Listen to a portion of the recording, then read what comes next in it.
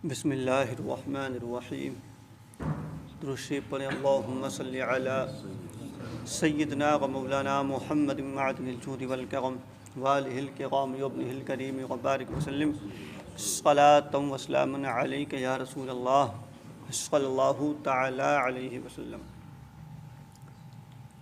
بیان چل رہا ہے غیبت کا، اور غیبت اس کو کہتے ہیں کہ کسی انسان کی ذات کے اعتبار سے، کپڑوں کے اعتبار سے، شکل و صورت کے اعتبار سے، لمبائی کے، پست قد کے اعتبار سے، غرض کے کسی اعتبار سے کسی کی کمی نکالنا، یہ غیبت ہے.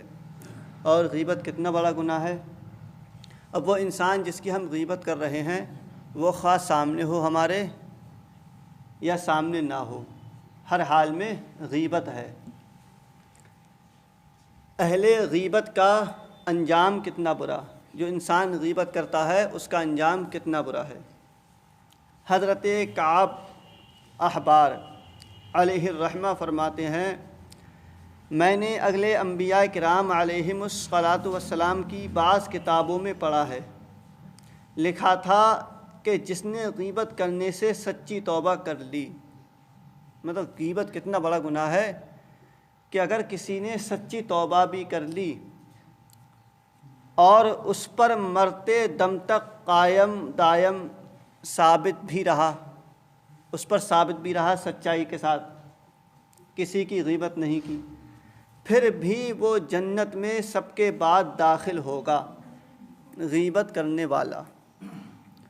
اور جو مرتے دم تک اس پر مصر تھا، جو انسان مرتے دم تک غیبت کرتا تھا، نہ توبہ کی اور نہ ہی وہ اس کام سے باز آیا، وہ اہل معاصی میں یعنی گناہ گار لوگوں میں سب سے پہلے دوزخ میں داخل ہوگا، اور اگر توبہ کر لی ہے تو سب سے آخر میں جنت میں داخل ہوگا.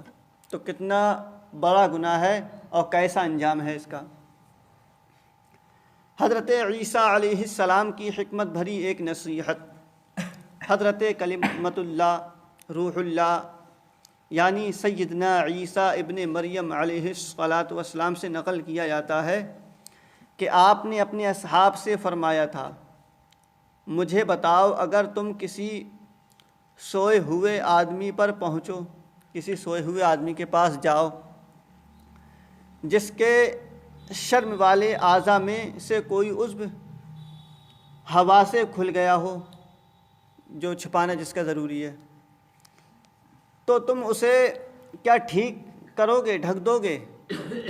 انہوں نے عرض کیا، ہاں حضرت، ہم اس پر کپڑا ڈال کر ضرور ڈھک دیں گے. حضرت نے فرمایا، نہیں، بلکہ تم تو اس کے بقیہ اعضاء کو بھی اگھاڑ دو گے. انہوں نے عرض کیا، سبحان اللہ، بطور تعجب، ہم کیسے اس کے بقیہ اعضاء کو ننگا کر دیں گے؟ ہم تو اس کے اعضاء کو، پورے جسم کو ڈھک ڈالیں گے.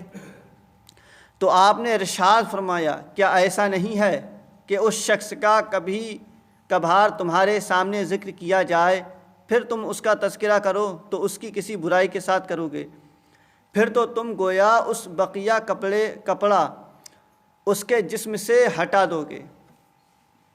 مطلب یہ کہنا چاہ رہے ہیں کہ وہاں تو تم یہ کہہ رہے ہو کہ ہم اس کے جسم کو اگر ننگا پائیں گے اور گھلا ہوا پائیں گے اس کو ڈھک دیں گے، لیکن کیا ایسا نہیں ہوتا اگر کسی انسان کی غیبت کی جائے تو کسی نے اگر غیبت کی تو تم بھی اس میں شامل ہو جاتے ہو، اس نے تھوڑا سا کپڑا ہٹایا اور تم جو ہے پورا کپڑا ہٹانے کی کوشش کرتے ہو.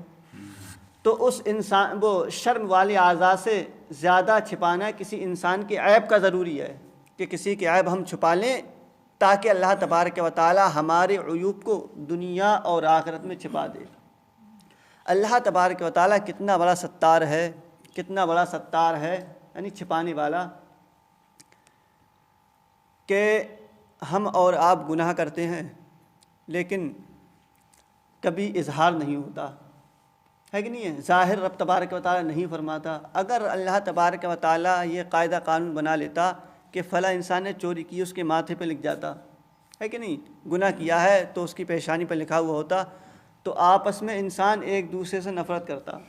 اگر انسانوں میں ایک دوسرے کے گناہ ظاہر ہو جائیں تو کون ہے جو ایک دوسرے کے پاس بیٹھے، ہے کہ نہیں. کون ہے جو کسی کی نماز جنازہ پڑھے؟ کون ہے جو ایک دوسرے کے لیے استغفار کرے؟ تو اللہ تبارک و تعالیٰ جب ہمارے عیوب کو چھپاتا ہے تو ہم اور آپ کون ہوتے ہیں جو کسی بندے کے عیب کو ظاہر کریں؟ غیبت میں تھوڑی سی شرکت بھی موجب پاداش یعنی خرابی آ جائے گی اس سے بھی۔ حضرت خالد ربعی محدث رحمۃ اللہ تعالی علیہ کا بیان ہے کہ ایک بار میں جامع مسجد میں بیٹھا ہوا تھا، وہاں لوگوں نے ایک آدمی کا برائی کے ساتھ نام لیا یعنی غیبت کی۔ میں نے ان کو اس سے منع کیا، وہ رک گئے، وہ لوگ باز آ گئے اور دوسری باتوں میں لگ گئے۔ تھوڑی دیر بعد پھر وہ اسی آدمی کی غیبت کی طرف پلٹ پڑے، پھر سے شروع کر دی۔ اب میں بھی ان کے ساتھ شامل ہو گیا، یعنی غیبت کی بات میں نے سنی اور تھوڑی سی بات میں نے بھی ملا دی اس کی غیبت میں۔ پھر اسی شب میں نے خواب میں دیکھا کہ گویا میرے پاس ایک لمبا تگڑا کالا کلوٹا یعنی ڈراؤنی شکل والا آدمی آیا۔ اس کے ہاتھ میں ایک طباق ہے جس میں خنزیر کے گوشت کا ایک پارچہ رکھا ہوا ہے۔ آ کر مجھ سے بولا، لے کھا۔ میں نے کہا، میں خنزیر کا گوشت کھاؤں گا؟ مطلب یہ میں کھاؤں گا؟ واللہ، اللہ کی قسم میں یہ نہیں کھا سکتا۔ اس نے مجھے بہت زوردار کرخت لہجے میں ایک جھڑکی لگائی کہ تو اس سے زیادہ بری چیز کھا چکا ہے، اور وہ آدمی گوشت کا ٹکڑا میرے منہ میں ٹھونسنے لگا۔ اتنے میں نیند سے بیدار ہو گیا اور گوشت کی بدبو اور بدمزگی میرے منہ میں موجود تھی۔ خدا کی قسم میں برابر 30 یا 40 دنوں تک اسی کیفیت میں مبتلا رہا کہ جب بھی میں کوئی چیز کھاتا تو اس گوشت کی بدمزگی اور بدبو اپنے منہ میں محسوس کرتا تھا۔ 40 یا 30 دن تک۔ میں بتایا کہ اس دور میں کم لوگ غیبت کرتے تھے، لیکن جو کرتے تھے تو ان کو احساس غیبت ہو جاتا تھا، کسی نہ کسی طریقے سے پتہ چل جاتا تھا کہ ہم نے غیبت کی ہے، اور رب تبارک و تعالیٰ ان کو کسی نہ کسی طریقے سے احساس کرا دیتا تھا۔ لیکن آج ہر انسان الا ماشاء اللہ جسے اللہ چاہے بچتا ہے، ٹھیک ہے، ہر انسان اس چیز میں مبتلا ہے، ملوث ہے، تو اس کو احساس نہیں ہے اس چیز کا۔ لیکن دیکھو کتنا کہ ذرا سا ان کے ساتھ شامل ہو گئے۔ لیکن آج کیا ہے، کسی کی ذات کے اعتبار سے، کسی کپڑے کے اعتبار سے، کسی کے گھر کے اعتبار سے، ہر اعتبار سے اتنے اقوال کہے جاتے ہیں، اتنی باتیں بولی جاتی ہیں کہ اگر اس انسان کو پتہ چل جاتا ہے تو اس کے دل کے ایک نہیں ہزاروں ٹکڑے ہوتے ہیں، دل چھلنی ہو جاتا ہے، اس کا دل جو ہے زخمی ہو جاتا ہے کہ نہیں ہے؟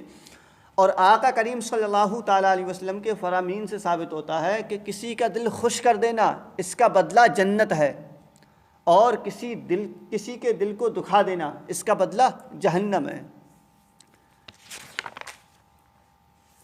صلی اللہ علی النبی الامی والہ صلی اللہ تعالیٰ علیہ وسلم، صلاۃ و سلام علیک یا رسول اللہ صلی اللہ تعالیٰ علیہ وسلم۔ الہ العالمین ہم سبوں کو اس درس سے استفادہ حاصل کرنے کی توفیق عطا فرما، ہم سبوں کو غیبت و چغلی بدکاری سے بچنے کی توفیق عطا فرما۔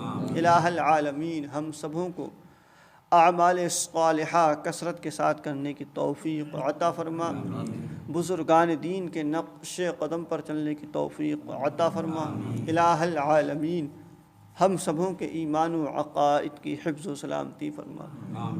وصلی اللہ تعالی علی رسول خیر خلقہ سیدنا مولانا محمد والہ واصحابہ اجمعین برحمتک یا ارحم الراحمین بحق لا الہ الا اللہ محمد۔